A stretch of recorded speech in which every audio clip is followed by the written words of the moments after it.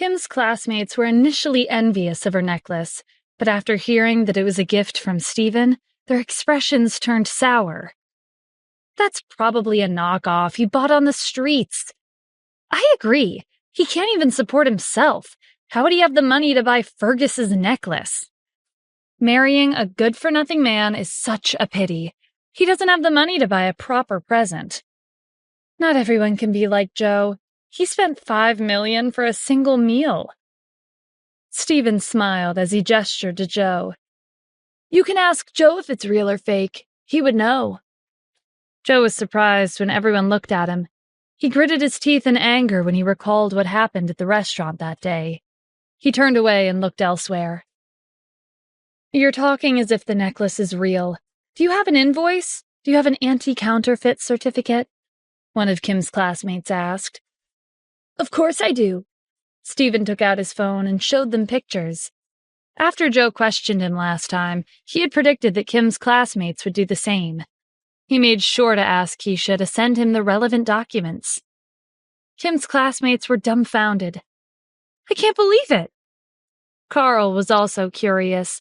He didn't think a freeloader like Stephen would ever have the money to buy a necklace that was worth over $1 million. Is it real or fake? Carl asked as he came over. From what I can see, it's real. Are you serious? Carl exclaimed. Stephen, tell me honestly, where did you steal this money from? Don't you know that stealing money is a crime? If you don't tell me, I'll call the police right now. Stephen shrugged. You have a wild imagination. Watch what you say. I could teach you a lesson right now if I wanted to. Joe looked at Stephen in disdain. Carl, forget about him. It's only a necklace worth around $1 million. Who cares where he got the money from? You'll only be lowering yourself to his level if you continue talking to him. Ignore him and let's enjoy ourselves. Everyone followed Joe inside. He had reserved the bar for the evening. It wasn't long before the atmosphere turned lively as people rushed to sing on stage. Stephen was quietly sitting next to Kim and drinking his wine. Caitlin propped her chin up with her hand and sighed. Why are they fighting over the mic when none of them can sing? I'm starting to miss the person we saw at the mall the other day. It would be great if he could sing a song for me. You haven't even seen his face before, but you're already talking like he's yours, Kim teased. Hey, are you talking about that one participant in the Masked Singer competition? I've seen a video of him. He sang The Girl Who Spoke to Me. His voice was beautiful. Right now, any video with him in it has at least 5 million views. Kim leaned over to Caitlin and whispered, Look, you have quite a few rivals. Caitlin crossed her arms. None of them are as good as me. Stephen had only sung on stage to fulfill one of Kim's dreams and make her happy. Who would have thought that he would suddenly become famous? Are you talking about that man who sang on stage at the mall? Yeah, you went to the bathroom and missed it. But sometimes I feel like your voice is similar to his, Kim said. Caitlin looked Stephen up and down. What are you talking about? The person we saw was handsome, tall, and charming. How could he be your husband? Stephen laughed in response before excluding himself from the conversation. When Joe saw how heated the discussion was, he took out his phone and searched for the videos they were talking about. Where did this guy come from? He had become popular overnight and won the hearts of so many people. As Joe watched the video, he noticed that the man's voice and build were similar to his. An idea crossed his mind as he looked at Kim. Get ready to fall madly in love with me, Joe thought. He left the bar to make preparations. 15 minutes later, the lights in the bar dimmed as a man wearing a mask appeared on stage. I'll be singing The Girl Who Spoke to Me. I hope you all like it. The music started playing, and familiar lyrics echoed in the bar. The heart is empty, the sky is vast, and the clouds are heavy. Everyone exchanged glances. Is this the man who sang at the Masked Singer competition? Listen to his voice and look at his build. They have to be the same person. Wait, could he be one of our classmates? Caitlin's heart pounded as she stared at the stage. Kim, what do you think? I'm not sure. He is similar to the person we saw at the mall, but there's something different about him. But how many people in the world would have such a beautiful voice and attractive stature? I don't think there could be this many coincidences. Stephen sat back and watched the man sing. How interesting, he thought. When the song came to an end, someone asked the man to take off his mask, and he readily agreed. Everyone held their breath in anticipation. The moment he took off his mask, Kim's classmates screamed, one after another. It's Joe! It really was one of our classmates. He's so handsome. Not only is he a professor, he also has an amazing voice. I'm in love. After our reunion ends, I'll confess to him. Even if he only spends one night with me, I'll be happy. Several of them had been secretly falling in love with Joe. Now that he had revealed his identity as the mystery singer, their feelings for him grew stronger. Carl went up on stage to praise him. Joe, I didn't know it was you. I watched a video of you, and you're so popular online. Who would have thought the mysterious singer would turn out to be my classmate? Joe looked in Kim's direction. Singing is only one of my hobbies. On the day that video was taken, I went on stage on a whim. I didn't think it would start trending the very next day. Carl pretended like he was in awe. I'm so envious. You're handsome, knowledgeable, and great at singing. What can't you do? You're exaggerating, Joe said, but he secretly liked Carl's flattery. Joe noticed Stephen's gaze. What are you looking at? Aren't you going to sing a song for us? It's not every day we have the time to meet up. I'm looking at you, because I was wondering how thick-skinned a person could be. Joe didn't say anything. Had he been exposed? Everyone rushed to defend him. Stephen, what are you trying to say? Do you think that you're better than Joe? If you have the courage, go on stage and sing. Kim, hurry up and get your husband to sing. It's rare for us to have a get-together. You won't ruin our mood, right? When everyone turned their attention to Kim, she glanced at Stephen. She wasn't sure how well he could sing. Caitlin glared at him. Why are you hesitating like a coward? Just go up there and howl some lyrics. That's what other people did. It's not like you'll die if you sing terribly. Stephen put down his glass of wine. All right, then. As he went up on stage, everyone continued to mock him. Is he really going to sing? What an idiot. I have to record a video. Who knows? Maybe my video will trend tomorrow. Does anyone have earplugs? If not, I suggest you all cover your ears. That will save you the pain. Stephen looked at Kim as he held the mic. I'll love you for 10,000 years, he said. This was the title of the song that he was planning to sing, and it was a confession. Kim's heart skipped a beat. Stephen pressed play, and music filled the bar. With each rotation of the earth, I'll love you for one more day. His voice was clear and melodious. It was gentle and pleasant to the ear, like the sound of spring water flowing onto a lake, soothing everyone's hearts. Everyone stared at the stage in a trance. This song reminds me of my ex-boyfriend. I still love him. Every word makes my heart pound. Caitlin was in disbelief as she turned to Kim. When did he learn how to sing? I don't know, but he's singing really well. Kim's heart fluttered as she held Stephen's gaze. When she was younger, she used to envision her future partner singing her a love song. Today, Stephen had fulfilled a long-forgotten dream from her youth. Stephen never took his eyes off Kim. He had wanted to tell her every lyric he was singing for a very long time, but he had never had the chance. I'll brave the test of time and love you for 10,000 years.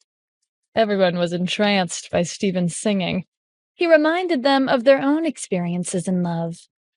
When the song ended, Stephen's voice lingered in the bar, and several people were still reminiscing about the past. Caitlin, doesn't his voice remind you of someone? Kim asked. Yeah, it was familiar. It felt like Joe was imitating the original singer while Stephen sang his own interpretation of the song. It was emotional and deep, just like the person we saw at the mall. When Stephen left the stage and went back to Kim, he was concerned when she looked a little out of it. "What's wrong?" "Nothing. I was just thinking about your song. When did you learn how to sing?" Stephen grinned. "I learned recently. I'm not that good." Caitlin was suspicious. A sudden realization came to her when she noticed his shoes. They were the same shoes that the man on stage at the mall had worn. She remembered them clearly, because there was a mark on the side of his left shoe. Could it be? Caitlin's heart pounded in excitement as she looked at Kim and then at Stephen. Carl snapped out of his trance. "He sang a bit better than we expected, but who cares? That doesn't change anything. He's still a worthless son-in-law." His words woke everyone up from their daze. How disgusting. I was actually starting to have a better impression of him. Life is so unfair. Why does someone like him have such a good voice? But Joe's still the best. No one can top his performance or his popularity online. But why do I feel like Stephen's voice sounds more like... "Be quiet," Carl yelled. "Joe admitted that he was the person in the video. Are you trying to say that he was lying?" But the seed of doubt had been sowed. More and more people started to question if Joe was really the mystery singer. All of a sudden, someone kicked the door open and put an end to their conversation. A burly man with a cigar in his mouth strode into the bar, followed by several others. "Who hit my friend? Come forward and show yourself, or else I'll make it so that none of you will be able to leave." A man with a swollen face stood behind the group. This was the same person who Kim's classmates had beat up before they came into the bar. Carl turned to Joe and whispered, "What should we do? It looks like we messed with the wrong person. The leader of their group is Dominic, and he's famous for being ruthless. There are rumors that when he first appeared in this neighborhood, he violently assaulted the previous groups to take their territory." The people around them overheard their conversation. "What? That's Dominic? I heard he beats people up without batting an eye." "I heard he's protective of his group. He won't stop until he gets back at us." Several of them were already sneaking away. They were ready to escape the moment they found an opportunity. "Calm down," Joe said. "We did beat up his friend, but it's not like we didn't have a reason. He was the one who started it. Also, my uncle is the president of the Business Alliance, and my teacher is a famous doctor. No matter who they are, they'll at least have to hear me out." Joe spoke calmly, but he was panicking on the inside. What was with today? First, he was cheated out of $5 million, and now he offended another influential group of thugs. Dominic wasn't pleased to see them whispering. He pulled out numerous shiny weapons from his bag and stabbed the table with them. "All of you, shut up! Whoever dares to talk, I'll slice them in half." Joe forced himself to step forward. "We were in the wrong. I'd like to apologize. My uncle is Philip Pace. He's the president of the Business Alliance, and I'm also the student of Colin Hester, a famous doctor. I hope you can forgive us." "What are you rambling about? I don't know any of those people." Dominic kicked Joe square in the chest. He bumped against the table and collapsed on the floor. Dominic's friend with the swollen cheek recognized Joe. "It's him. He was the one who hit me." Dominic walked up to Joe and loomed over him. He grabbed his collar and lifted him up. "So it was you. You're too arrogant for your own good." Joe was scared out of his wits. He tried to struggle free, but to no avail. Joe's mind reeled when Dominic slapped him across the face. Before Dominic could hit him again, he cried out, "I'm innocent! Someone told me to hit him!" Dominic threw him on the table. "Who? If you lie to me, don't blame me for using my knife." Joe struggled to sit up. He pointed a shaky finger at Stephen. "It was him. His name is Stephen Adams. He said your friend scared his girlfriend with his driving skills. He told me to help him vent his anger." Everyone turned their attention to Stephen. Kim rushed to clarify the situation. "That's nonsense. Stephen wasn't in the car when we crashed." However, the people around them backed Joe up. I remember now. I was with Joe when he received a call from Stephen. He told Joe to beat up your friend. I heard that too.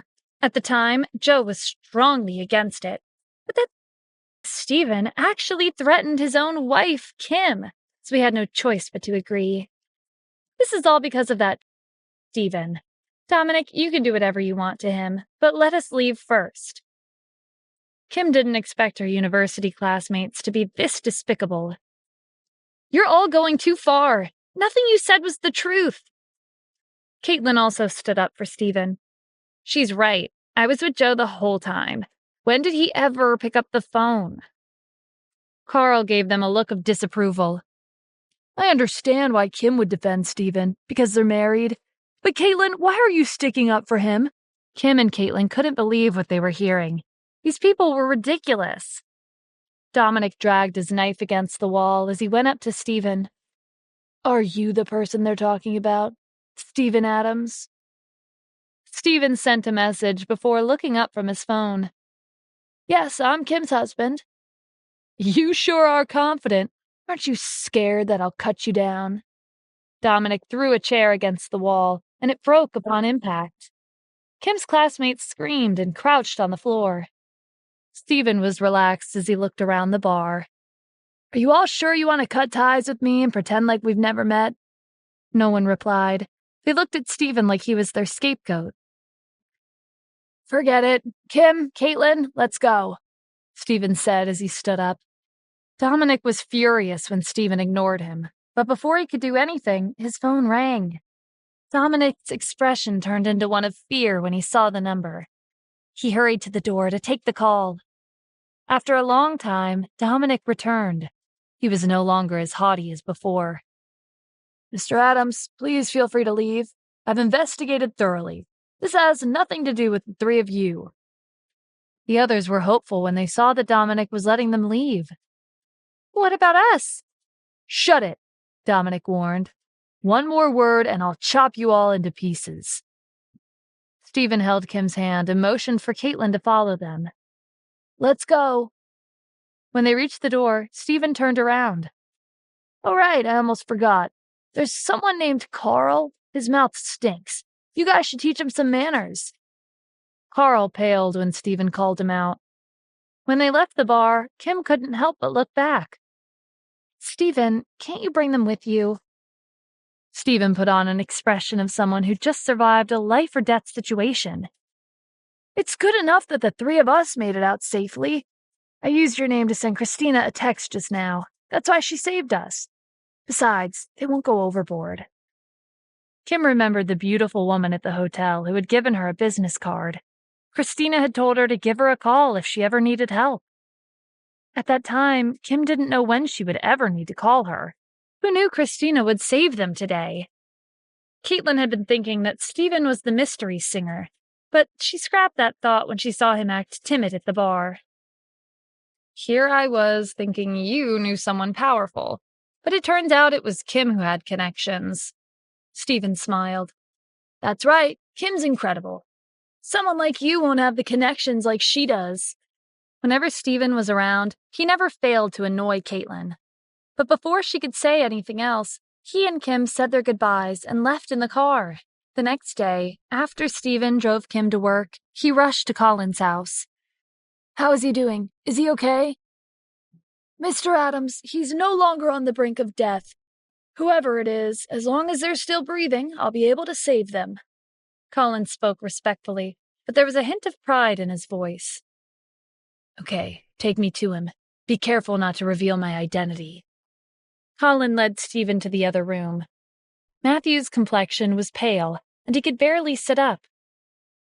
I always had a feeling that you weren't an ordinary person. The same goes for you, Stephen said. An ordinary person wouldn't have had such a dangerous enemy. He sat down on the chair next to the bed. Isn't there something you want to tell me? Matthew took a deep breath before telling his story.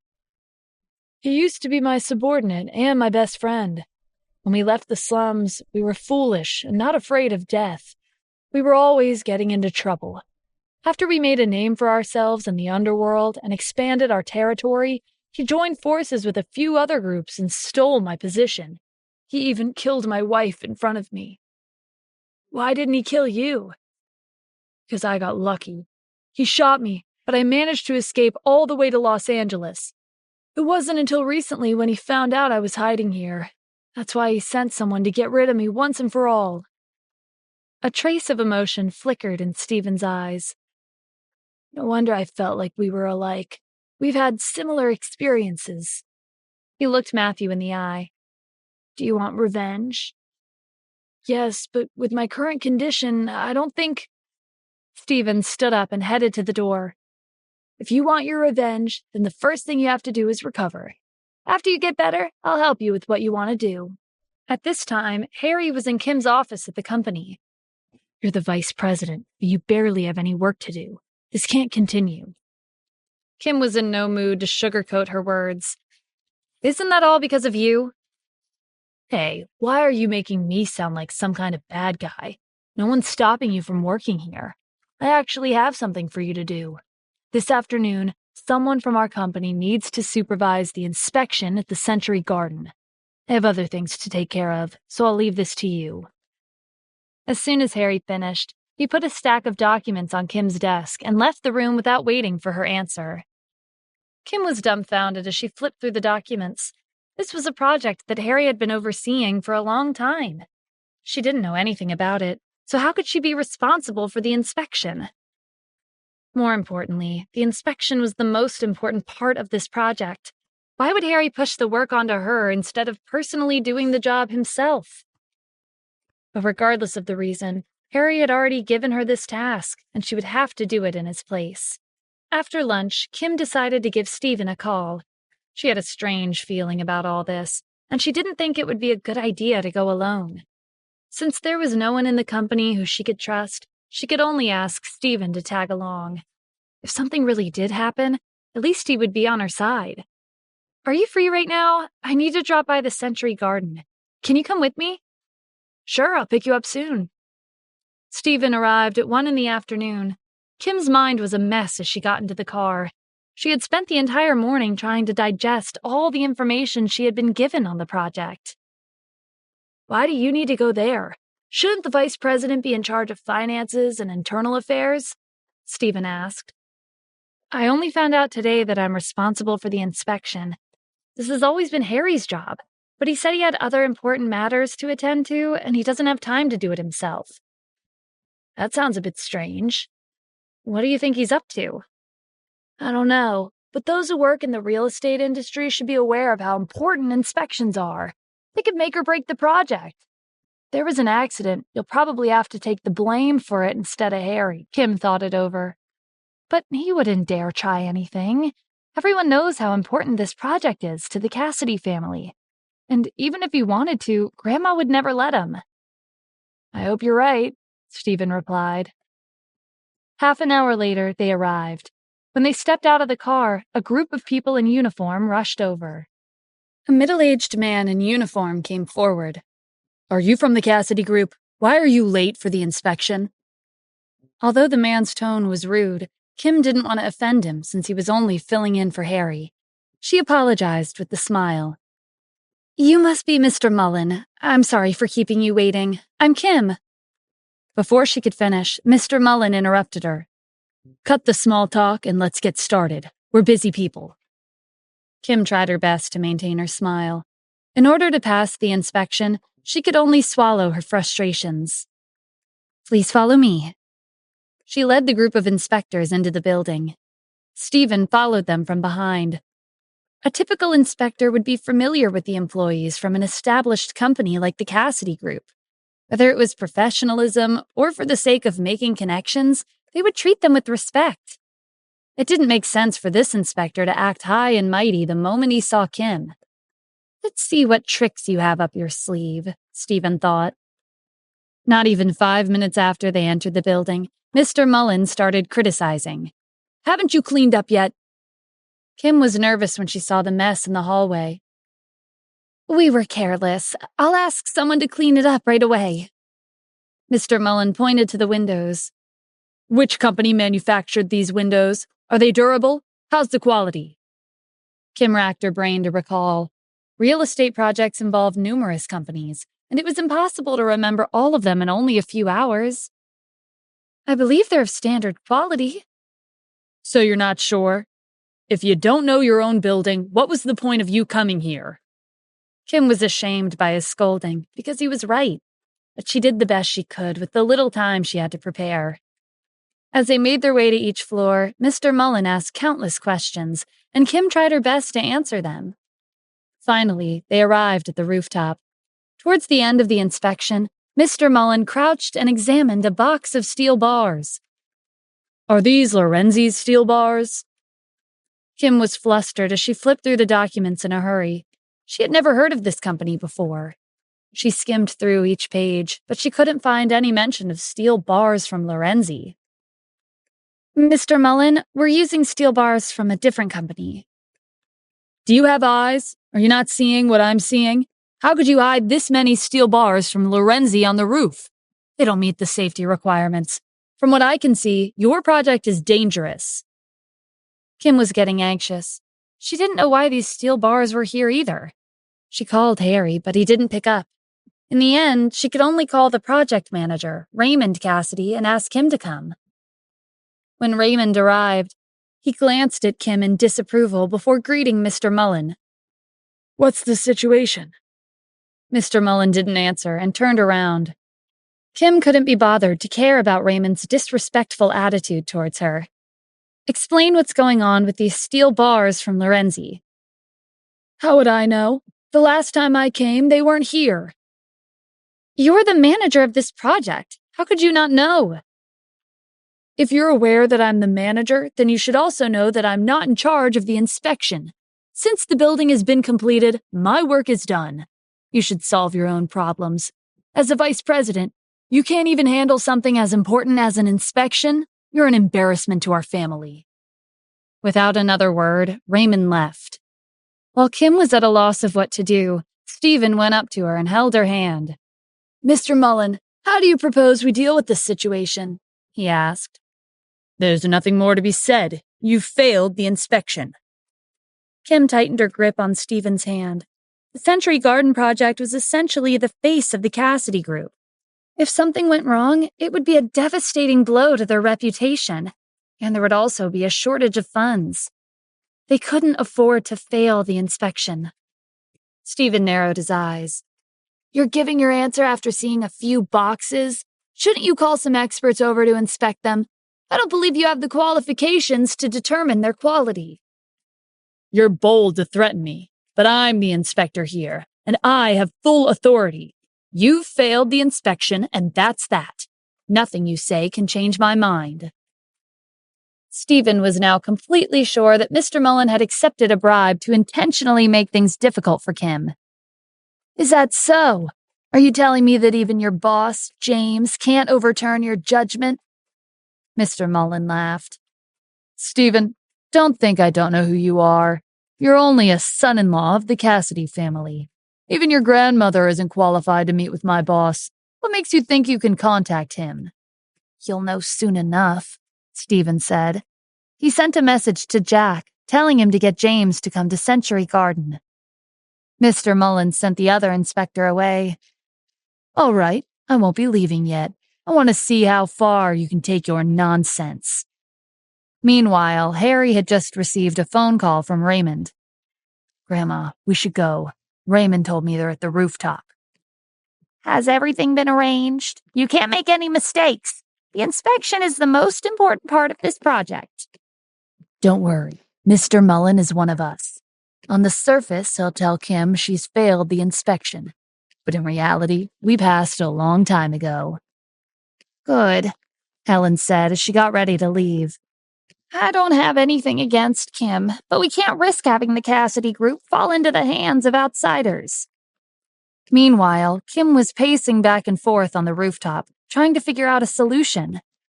Stephen, what should I do? I'm in big trouble. Are you sure Mr. Mullen's boss is going to come? I've never seen him before. It doesn't seem like Mr. Mullen's going to give us a pass. If we fail the inspection, Grandma will be really mad when she finds out. I'm afraid Grandma knows better than any of us, Stephen said. Kim stopped pacing. What do you mean? Think about it. How is it possible for all of these coincidences to happen on the same day? Harry had something to do with it, so he passed the responsibility of the inspection onto you. And Mr. Mullen, who's in charge of the inspection, made things difficult for you the entire time. Not to mention, why are there so many boxes of Lorenzi's steel bars on the roof? So you're saying Harry did this on purpose? It's not just him. Even though he's not that competent, he's not stupid. Without Grandma's approval, he would never make such a risky move. Kim was conflicted. For the past few years, she had done everything she could for the Cassidy family, and she had tried her hardest to live up to Helen's expectations.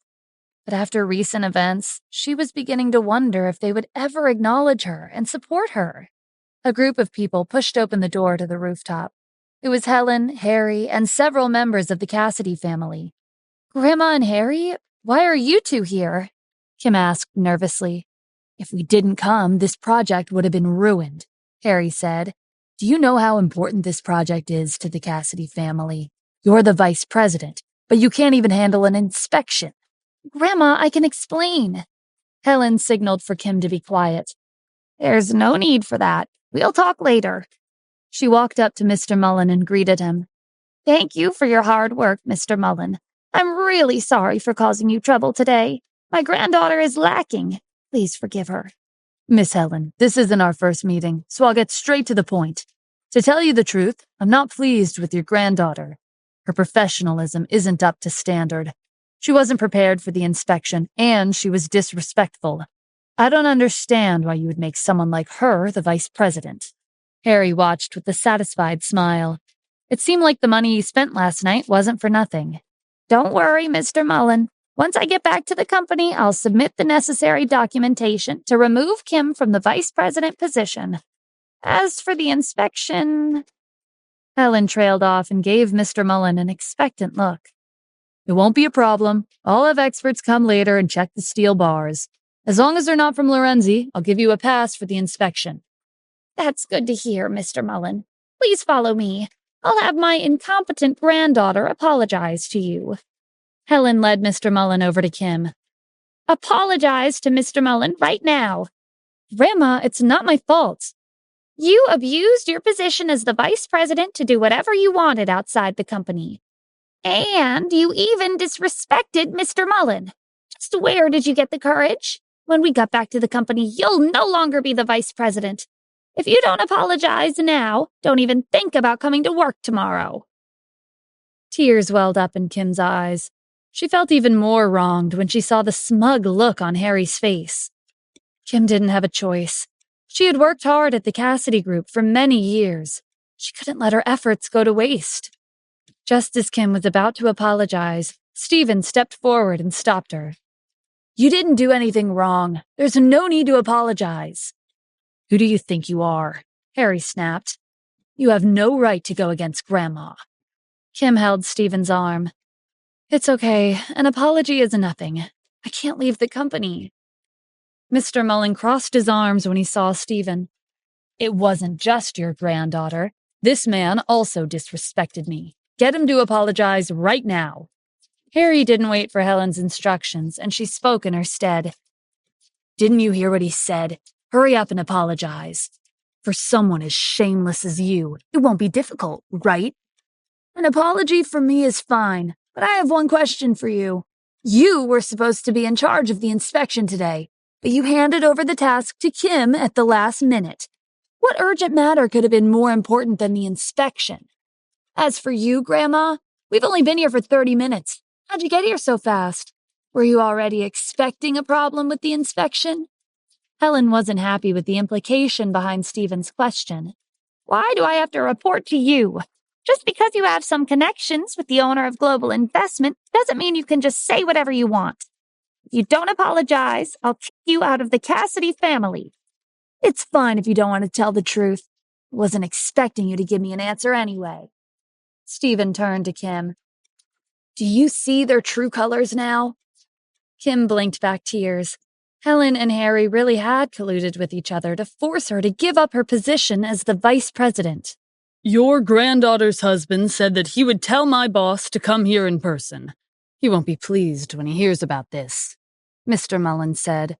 Helen was so shocked that she almost lost her balance. James was someone who had the power to decide the fate of every real estate project with a single word. Even the CEO of the top real estate company in the city, Kelvin Mills, had to treat James with respect when the development of the villas was underway. And now, Stephen had asked James to come all the way here and meet with him. Stephen, I don't care if you want to ruin your life, but why did you have to involve our family? Helen raised her walking stick to hit him, but he casually stepped to the side and dodged it. If you don't believe me, just wait. At most, he'll be here in 3 minutes. Besides, no one can kick Kim out of the company, not even you. The other members of the Cassidy family scolded Stephen. He had been so submissive for the past 3 years. Since when did he have the courage to talk back to Helen? You may have connections with the owner of Global Investment, but don't think you can go against Grandma. Look how self-righteous he's being. He thinks he's someone great. It's only 3 minutes, Mr. Mullen said. I can wait. If my boss doesn't come, Stephen won't be the only person in trouble. The entire Cassidy family will have to bear the consequences. Everyone gave Stephen a venomous look. If they couldn't resolve today's issue properly, the Cassidy family would most likely never recover. Stephen, are you sure he'll come? Kim asked. Don't worry, he wouldn't dare to not show up. 3 minutes later, James was nowhere to be seen. Mr. Mullen didn't look the least bit surprised. Time's up. It's obvious my boss won't be coming. When I get back, I'll make sure you and the Cassidy family... Before he could finish his threat, the screeching of tires cut him off. Everyone looked over the railing and saw a car pulled up in front of the building. Soon, James burst through the door to the rooftop. Mr. Mullen ran up to him in a panic. What brings you here? He stuttered.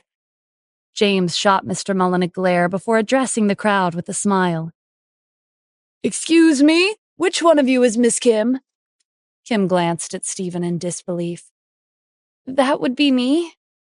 James ignored Mr. Mullen and hurried over. Miss Kim, hello. I'm really sorry about my employee. When I get back, I'll definitely teach him a lesson.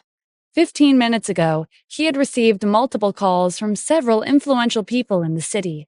They all warned him not to offend Kim Cassidy, or else he would have to face serious consequences. For everyone to warn him to this extent, Kim must have a powerful person supporting her behind the scenes. Kim was confused by James' overly friendly attitude. It's okay, you don't have to go out of your way. As for Helen, she was thrilled that a prominent person like James had come to visit. When Helen introduced herself as the CEO of the Cassidy Group, James merely threw her an uninterested glance, as if he hadn't heard a single word she said. To him, the Cassidy Group was an insignificant company that he could care less about. Miss Kim, it was my employee who offended you. I'll get him to apologize. James gave Mr. Mullen a cold look.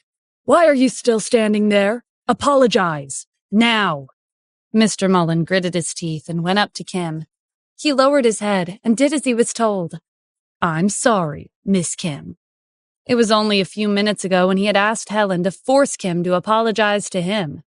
Who knew their positions would be reversed in such a short amount of time? You don't sound too sincere, James said. It looks like you don't want to work for me anymore. If he were fired, his life would be over. I'm very sorry, Miss Kim. Everything is my fault.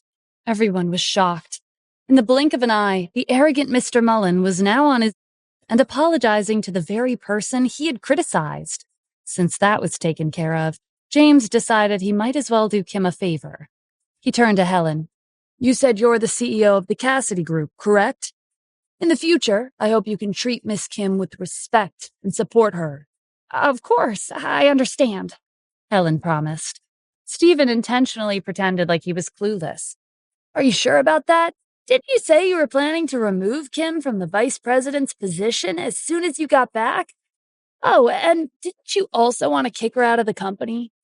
Helen and Harry gave Stephen a dirty look.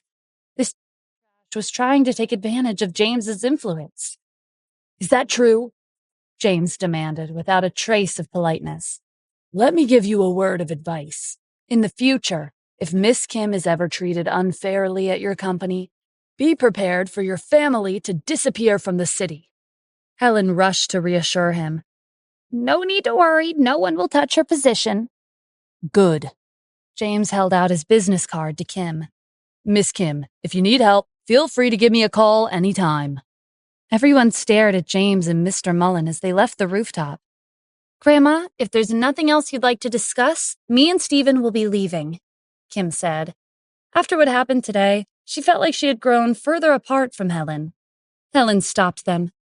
Kim, you couldn't possibly be thinking that just because you have James on your side that you're suddenly above everyone else, right? Of course not. Fine. Let me tell you this. As long as I'm alive, I'll be in charge of this family. You had better behave yourself. Helen walked past Kim and Stephen, followed by Harry and the rest of the Cassidy family. Helen didn't want to stay here any longer than she had to. When they went downstairs, Harry opened the car door for Helen before getting in the back seat. As if having the owner of Global Investment as her support wasn't enough, she now has James too. How can Kim be this lucky? Feels like all the powerful people in the city are joining her side. It'll be harder to deal with her in the future. Helen smiled slyly. Rather than Kim, what Stephen did was beyond my expectations. He's been acting strangely these days. Leaving him by Kim's side won't do us any good. Let's pay Natalie a visit. Late in the afternoon, Natalie was surprised to see Helen and Harry standing outside the door. Mom, what are you doing here? Natalie was nervous when Helen didn't say anything. Are you looking for Kim? She hasn't been back since she went to work this morning. You know how hard-working she is. Helen remained silent. She walked past Natalie and sat on the couch in the living room. Natalie, how many years have passed since you married into this family? I believe it's been more than 30 years. Harry sat next to Helen, while Natalie took a seat across from them. 33 years. It's been that long already, huh? I'm going to be frank with you. It's not easy to earn money these days. Aren't you afraid of having Stephen lingering around your daughter? What do you mean? Kim is capable, and she has a wealthy supporter. There's nothing she wouldn't be able to do in the future. But having Stephen as her husband will hold her back. Doesn't it seem like Stephen has an ulterior motive for staying by her side? Recently, Kim's been listening to him instead of her own grandmother. That's not necessarily a good thing. Don't you agree? Harry chimed in. Grandma's right. Once Kim becomes the head of the family, having a husband like Stephen will ruin her reputation. And that means our family's image will be tarnished as well. If Stephen continues to stay here, I'm afraid Grandma might have to reconsider having Kim as her successor. Natalie started panicking when she heard that this might affect Kim's position as the successor. Mom, that's not right. You publicly named Kim as the successor at the press conference. You can't go back on your word. It hadn't been long since Natalie told everyone she knew about Kim's achievements. If Helen were to retract her statement and name someone else as her successor, she and Kim would be humiliated. Natalie, there's a simple solution to this problem, Helen said. All you have to do is come up with a way to kick Stephen out of your house. This is for you, Kim, and the Cassidy family. Aunt Natalie, if you don't get rid of Stephen now, I'm afraid the rest of the family won't agree to Kim being the successor much longer, Harry added. To Natalie, Stephen was nothing but dead weight. He was limiting her daughter's future. I understand. I'll try to think of a way to kick him out of our house. Good answer. I'll be going now. I trust that you'll take care of it. Helen glanced at Harry, who took this as their cue to leave. At this time, Kim and Stephen were having dinner together at Christina's hotel. Thank you for what you did today, Kim said. Stephen pretended to be confused. Why are you thanking me? Still playing dumb with me? I'm thanking you for helping me at the Century Garden. I don't know how you convinced James to come, but either way, I'm glad you were with me. If Kim hadn't decided to ask Stephen to come with her, she would have fallen into the trap that Helen and Harry had meticulously set up. Not only would she have been fired from the company, she might have also been kicked out of the family. Stephen took a sip of wine. He didn't confirm nor deny his involvement. "You're beautiful, and you're kind. It's natural for people to want to help you." Kim looked down at her hands to hide her embarrassment. "Can you close your eyes?" This time, Stephen was genuinely confused. "What's the matter?" "Don't ask questions, and just do what I said." "All right." Stephen obediently closed his eyes, but he continued to chatter. "Are you trying to surprise me with a gift? You didn't have to get me anything. We're husband and wife." Kim leaned over and pressed a kiss to his cheek, effectively shutting him up. Stephen's eyes snapped open as he touched his face in disbelief. Kim averted her gaze. "Don't think too much. I was just expressing my gratitude." If it weren't for Stephen, she might have burst into tears in front of the entire family today. He was the only one on her side when she was forced into a corner. She didn't regret giving him her first kiss. Kim, it was too sudden, so I didn't have time to prepare myself. Can you maybe do it again?" Anticipation was written all over Stephen's face. "You're shameless," Kim chided. After a moment, she met his gaze and added, "Actually, there's something I've been meaning to clarify. I've never met the owner of Global Investment before. There's nothing going on between me and him. When I meet him, I'll return the necklace and the villa." Kim was worried that if she didn't explain herself now, Stephen would misunderstand further down the line. He fiddled with his glass before looking at her with a serious expression. "Since you've been so honest with me, I also have something to say. To tell you the truth, I've been hiding something from you." The serious look on Stephen's face piqued Kim's interest. "Okay, what is it?" "I'm actually not the owner of Global Investments fan." "Oh, is that all? When you first announced that to the family, I was really surprised. I even suspected that he sent you here as a spy. But after thinking about it later, I realized that no one would fall for a spy like you," Kim teased with a smile. As the two of them chatted, a familiar voice called out to Stephen. He turned around and saw Tiffany approaching their table. She was the pianist from last week. "What a coincidence," Stephen said. He signaled to her with his eyes not to expose him. Kim also remembered Tiffany, but she was surprised that she and Stephen were on such friendly terms. Aside from Stephen critiquing Tiffany's performance, they didn't talk to each other that much. "Are you two friends?" Tiffany didn't hesitate to sit next to Stephen. "That's right, Miss Kim. I'm so envious that you have such an amazing husband."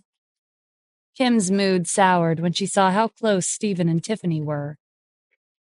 Tiffany quickly lost interest in Kim. She looked at Stephen with sparkling eyes. "Where have you been? I've been looking for you. You haven't contacted me ever since that day." Stephen realized that Kim might misunderstand Tiffany's words. "Why are you looking for me?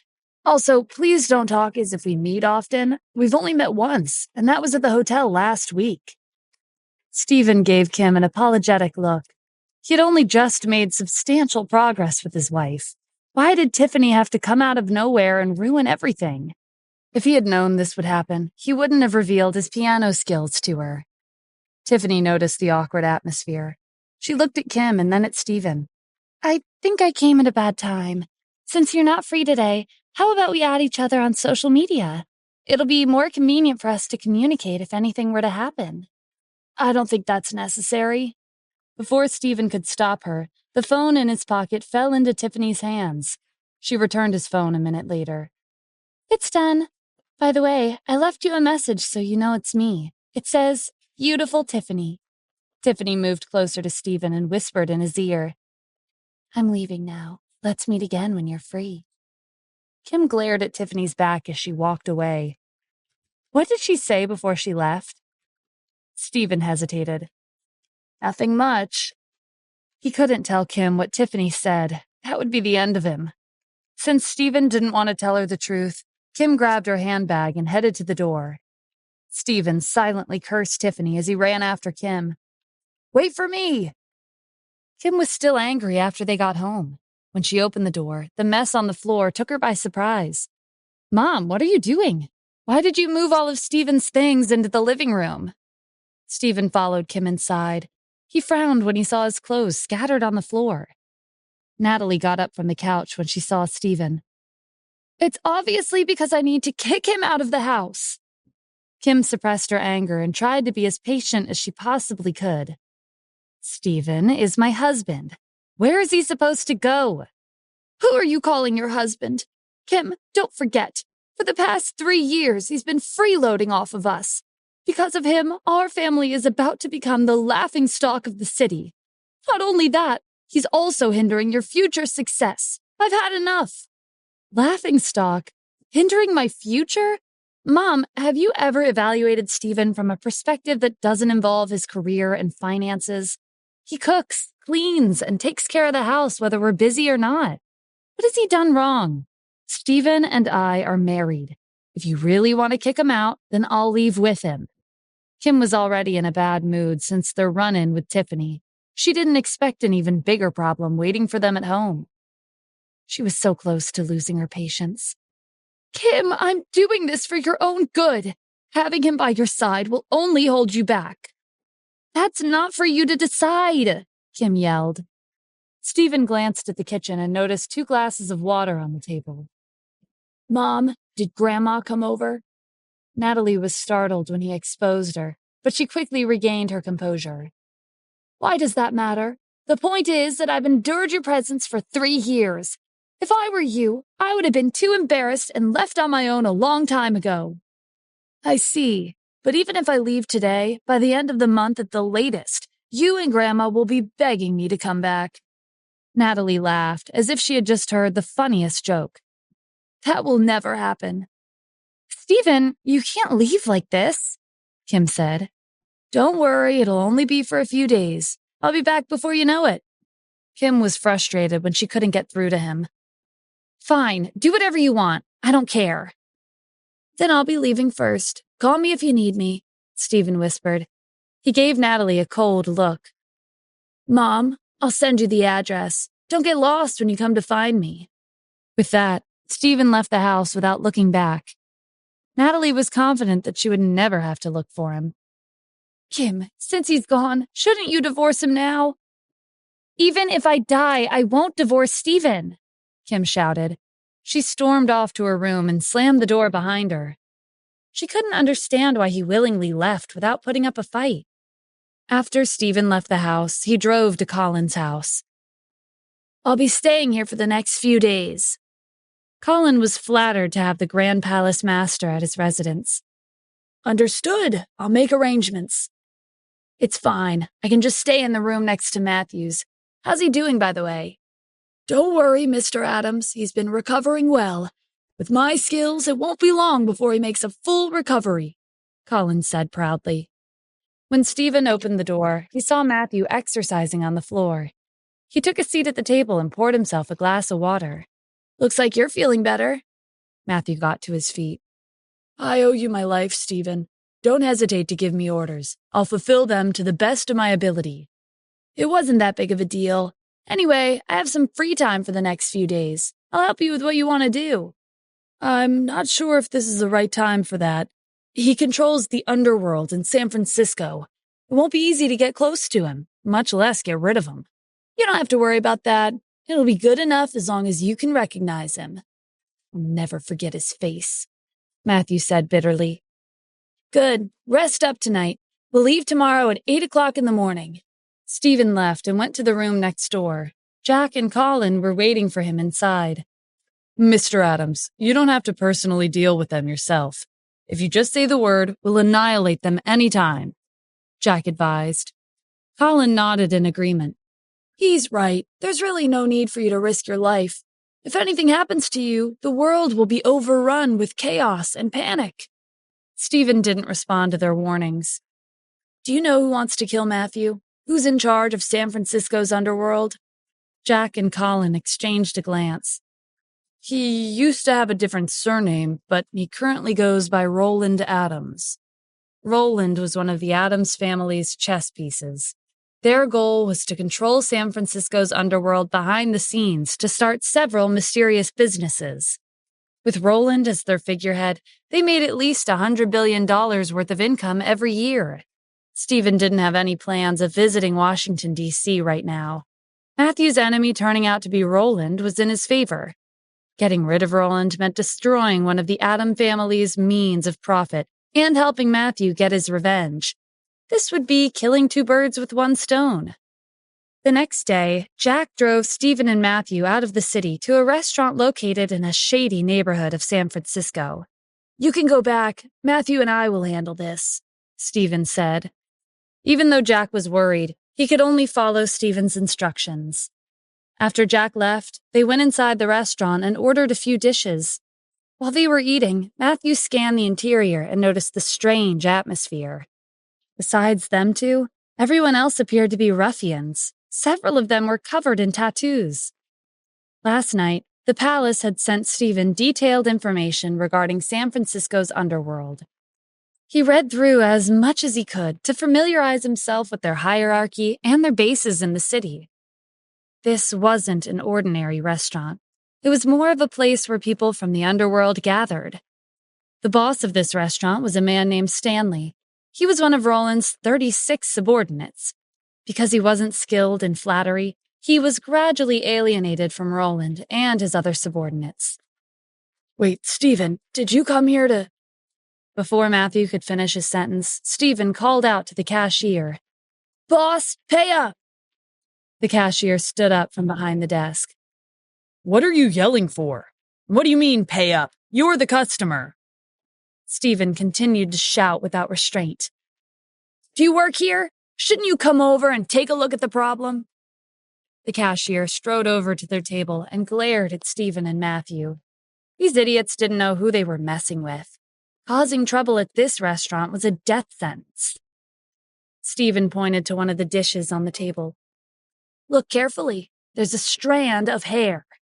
Then, under the astonished gazes of the crowd, he pulled a strand of hair from Matthew's head and put it on the plate.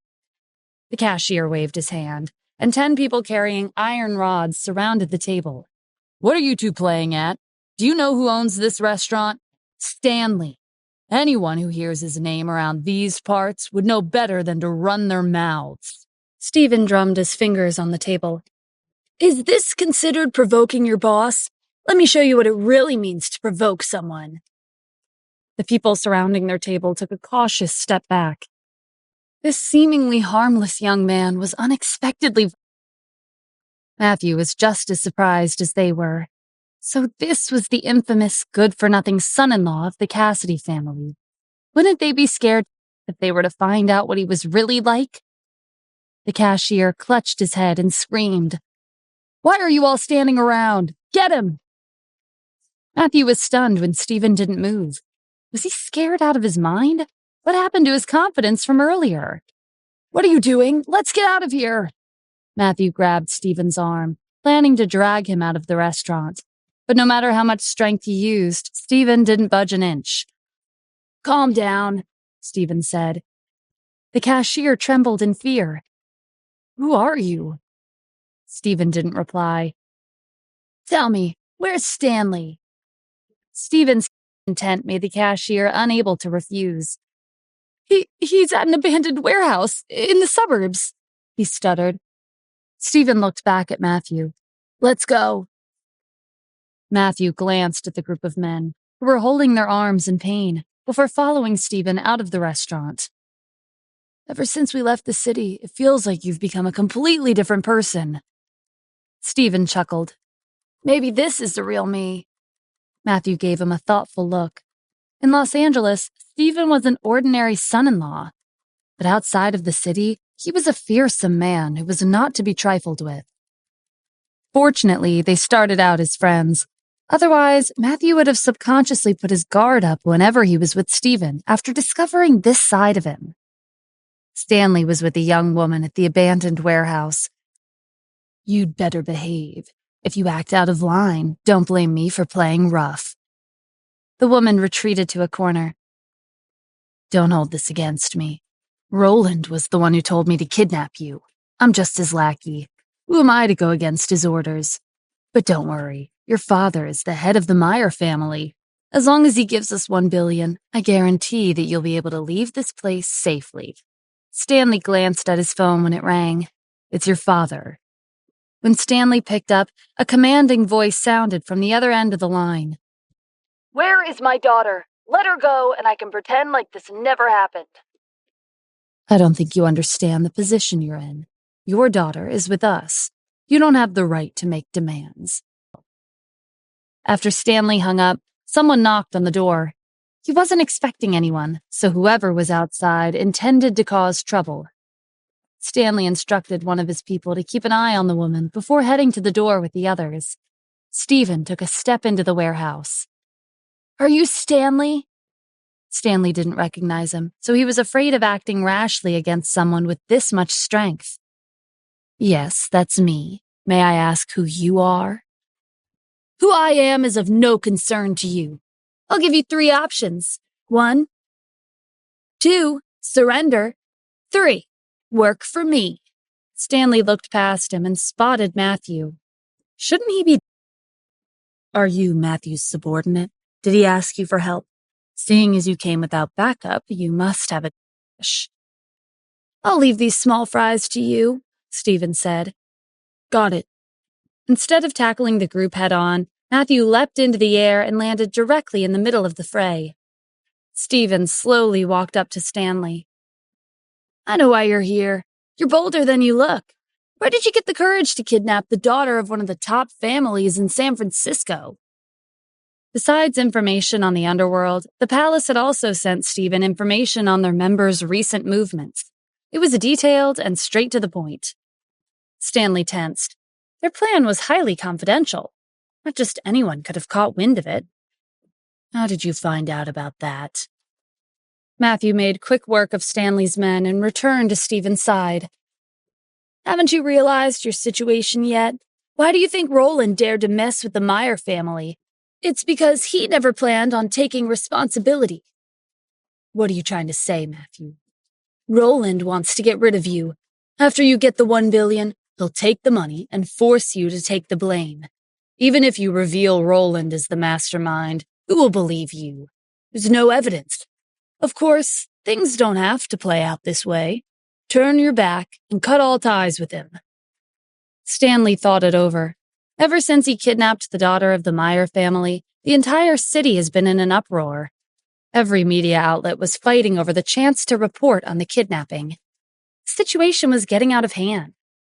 Every time Stanley gave Roland a call, his only concern was whether he had received the money or not. It was safe to say that Roland was in a rush to run off with the money and put the blame on his shoulders. Stanley wasted no time. Matthew, I'll be your loyal follower. If you're planning to get rid of Roland, then count me in.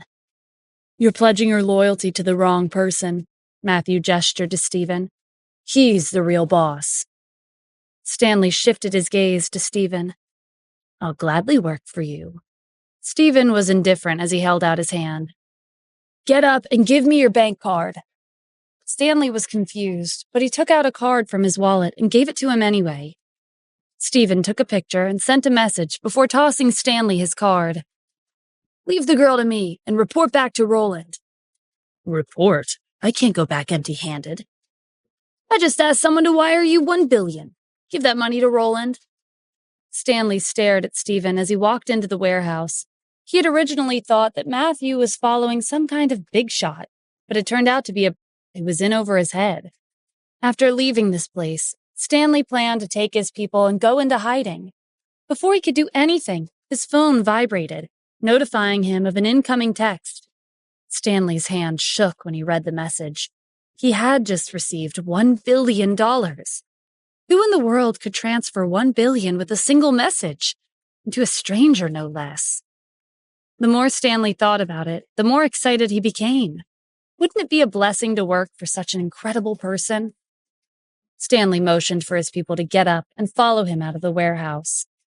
Matthew knew that Stanley had received the $1 billion, as promised from his reaction when he checked the phone. Wasn't that a bit hasty? What if he runs away with your money? It's only a small amount. Besides, he'll if he betrays me. $1 billion was a small amount? Matthew was beginning to feel like he never knew Stephen at all. As they went further inside, they noticed a young woman in the corner. Stephen thought she looked familiar, but didn't think too much of it. "Untie her." Matthew nodded and went over to the woman. He untied the rope and removed the blindfold. After she was freed, she rubbed her wrists and ankles. "Did you two come to save me?" "No, we just happened to be passing by. You should hurry up and go home," Matthew said. The woman looked at Matthew and then at Stephen, who stood close by. Her eyes widened when she recognized Stephen. She ran over and hugged him from behind. "Is it really you, Stephen?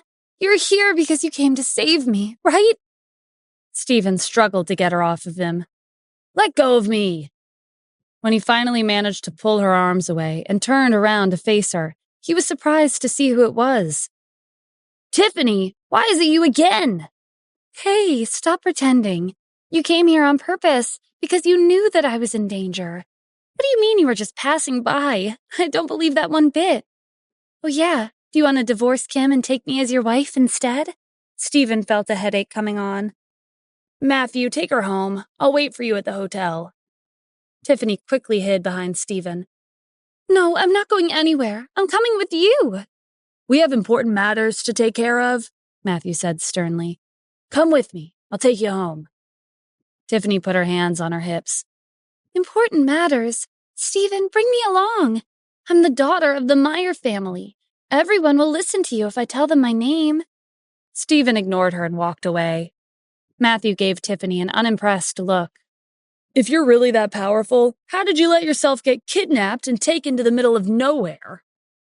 Tiffany was at a loss for words, but thinking of a comeback wasn't important right now. When she saw Stephen getting further and further away, she had no choice but to use her last resort. "Stephen, if you don't take me with you, I'll go back to Los Angeles and tell Kim that you were fooling around with me on a business trip." Stephen stopped and gritted his teeth. He never should have commented on Tiffany's performance, nor should he have shown her his piano skills. "Fine, you can come." Tiffany smiled triumphantly and ran to catch up with him. "At least you're sensible." Stephen glanced at her. "I have a question. Do you have a twin? Compared to your personality when I met you as a pianist, why are you now so rude?" "Are you interested? Mr. Glenn taught me that. He told me one has to be dignified and graceful when playing the piano. This is the real me." "Your acting deserves an Oscar." Tiffany grinned. "I also want to ask you a question. Why did you marry into the Cassidy family? They're small compared to my family." "Because the meals that Kim's family prepares are delicious." His answer left Tiffany speechless. That evening, Tiffany refused to leave Stephen's side. There was a knock on the door. When Stephen opened the door, it surprised Tiffany to see her kidnapper on the floor. "Stephen, are you one of the bad guys?" Stephen ignored Tiffany and told Stanley to come in. "Yes, sir." Stanley stood up and went inside. Tiffany knew that Stephen was a member of one of the largest underworld organizations, the Black Dragon Guild. Why would he treat Stephen with respect? "I'm very sorry for questioning you in the afternoon." "Okay, did you do what I told you to do?" "Yes, I've already sent Roland the $1 billion you gave me, and I also told him that I let Tiffany go." "Good work. Head back to the Black Dragon Guild and go about your daily life. Find an opportunity to bring me Roland's account book. I'll deal with them in 2 days." Stephen planned on using the account books to see if there were any discrepancies in the transactions between Roland and the Addams family. "Understood," Stanley said. After he left the room in a hurry, Tiffany immediately started bombarding Stephen with questions. "Did you give $1 billion to Roland? Just to save me? Wait, you can't be thinking of killing him, right? He has the entire underworld in San Francisco under his control. Even my dad can't do whatever he wants when it comes to Roland." There were also questions that Tiffany didn't voice, like where did the $1 billion come from? And weren't you just a useless son-in-law? Stephen ignored all of her questions. His words caught Tiffany off guard. She glared at Stephen before running out of the room. Sooner or later, she would take him down. At that time, he wouldn't dare to keep any secrets from her. The next day, Stephen went downstairs for lunch with Matthew and Tiffany. How many casinos does the Black Dragon Guild have in this city? As far as I know, they have at least 100 casinos, Matthew said. There's a large casino located in the eastern, western, northern, and southern parts of the city. I heard they make hundreds of millions every day. Are you asking because you want to try our hand at gambling? Yeah, it's about time I take back my $1 billion. It'll be a waste to leave it in that guy's hands. All right, we need to get ready and leave soon. There are 4 main casinos, so we don't have much time. Stephen, it's fine if you want to go, but I'm someone that Roland wants to... And Tiffany is someone he ordered Stanley to kidnap. Stephen's eyes twinkled with amusement. Don't worry, I'll dress you two up. I guarantee that no one will be able to recognize you. When he traveled with the priest in the past, he had learned a thing or two about disguises. Matthew and Tiffany exchanged a glance. They had a feeling that whatever Stephen had planned for them couldn't be anything good. Meanwhile, in Los Angeles, Helen paid Natalie another visit. Well done. Someone like Stephen doesn't deserve to stay here. He only knows how to bring shame to our family. I agree. All right, now that Stephen's not here anymore, will Kim be able to keep her position as vice president? Of course, Helen replied with a smile. However, what she didn't tell Natalie was that now that Stephen was out of the picture, Kim no longer had his support or the backing of the owner of Global Investment. Kim would have no choice but to go along with her demands. Thank you, Mom. They were interrupted by the sound of the doorbell. Natalie went to open the door. A man in a suit was standing outside. Good afternoon. I'm from the real estate company that manages these villas. Oh, so you're a real estate agent. Please come in and have a seat. The agent accepted her invitation and took a seat on the couch. I won't bother you any longer than I have to. I'm here to collect the property fees on behalf of the company. Is that all? I thought there was a bigger problem. All right, tell me how much it is. I'll give you enough for the year so you don't have to come every month. The Cassidy family is well known in this city, so we can't have people misunderstanding that we can't afford to pay for our own properties. Isn't that right, Mom? That's right. Since you kicked Stephen out of the house, I'll help you pay this month's property fees. Consider it as my gift to you. Helen would take over this villa sooner or later, so she should take advantage of this opportunity and build a good relationship with the agent. You have my thanks. Natalie turned back to the agent. See, our Cassidy family has more than enough to pay the fees. How much is it? Of course, I'm well aware that you're one of the top families in the city. A family of your caliber will only consider the fees as a small amount. The agent took out a document from his briefcase. Let me see. The fees for this villa is $5 million per month, while the cost of the villa on the first level is $3 million. Natalie and Helen were shocked beyond words. $5 million a month would be $60 million a year. Where would they get this amount of money from? $5 million a month? Natalie exclaimed. Are you sure this is legal? Is there any company that charges as much as you do? If you're messing around, I can file a complaint with the Bureau of Commodity Prices right now. The agent smiled. Our contracts have been approved by the Bureau of Commodity Prices. I can assure you that they're up to date with the recent guidelines. Helen shook her head. That doesn't sound right. I heard from one of the families that used to live here that the property fees were only $100,000 a month. Miss Helen, there used to be many families living here, but now there's only 2. Helen looked at Natalie in confusion. Then, who paid last month's fees? I don't know, but I remember seeing Stephen at the real estate company last month. I bumped into him just as he was leaving. That's impossible. If he had that kind of money, why would he marry into our family? Helen turned to the agent. Please tell us who paid last month. Mr. Adams, of course. He's the owner of these villas. Mr. Adams? Are you referring to Stephen? The agent gave them a strange look. Yes, Stephen is Mr. Adams' first name. You two seem a little confused. Aren't you his relatives? I assumed you were aware that Mr. Adams is the owner of these villas. Doesn't that mean that Stephen is the owner of Global Investment? Natalie exclaimed. No, that doesn't make sense. Everyone's been calling him useless for the past 3 years, but he's never once talked back. How could he possess that much wealth? A thought struck Helen. Wait, Stephen said he's a fan of the owner of Global Investment. Maybe they meet often, and that's what people misunderstood, that he's rich too. You're right, Mom. This must be one of Stephen's tricks. He really knows how to take advantage of other people. How could he parade around like he's the owner of these villas? That's not important right now. We need to get him to come back. The owner of Global Investment probably left his card or something with Stephen, and he must have wanted to keep that money for himself. Natalie took out her phone and dialed Stephen's number. Don't worry, Mom. I'll give him a call. When the call went through, Natalie yelled into the phone. Where are you? Come back and pay the property fees. If the owner of Global Investment finds out you've taken his money, he won't let you go. Stephen only scoffed in response before hanging up. Natalie stared at her phone when the line went dead. How dare you hang up on me? She called again, but Stephen had turned off his phone. The agent was getting impatient. Excuse me, about the property fees? Natalie opened her mouth, but she didn't know what to say. Helen responded in place of Natalie. It's not a big amount, but we don't have a checkbook with us. Please head back for today. We'll send someone over to pay it in 2 days. I understand. I'll be waiting at the real estate company. The agent said his goodbyes and left. I don't care how you do it, but you have to bring him back within 2 days, Helen demanded. This was the first time she had been this humiliated. Natalie reluctantly agreed. Helen was the one who told her to kick Stephen out of the house.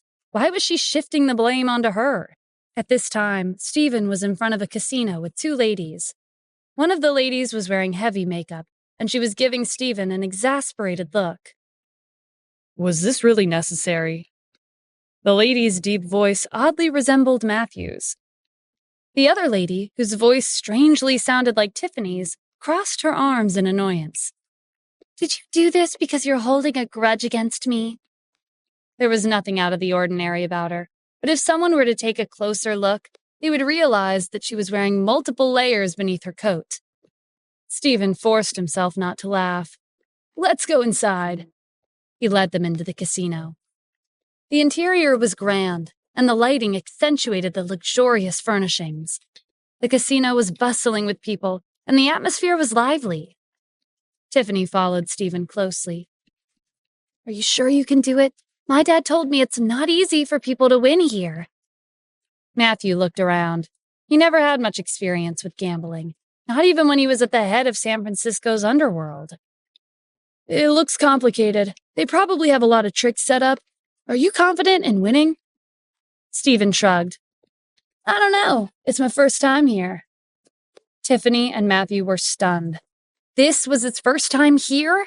Then why was he so confident that he would win back his $1 billion? More importantly, he even disguised them in this strange getup. If he didn't win, wouldn't that mean this was all for nothing? Stephen pointed to a table not far away. Why are you guys being so fussy? Come on, let's get down to business. Let's go and gamble. Why do I feel like he's unreliable? Tiffany muttered. Despite his doubts, Matthew defended Stephen. Don't worry, I believe in him. In the brief second they took their eyes off of Stephen, he disappeared into the crowd. Not even 1 minute later, the sound of arguing sounded from one of the tables. A man wearing a gold chain around his neck was cursing at Stephen. You don't know the first thing about casinos. Why are you betting with money?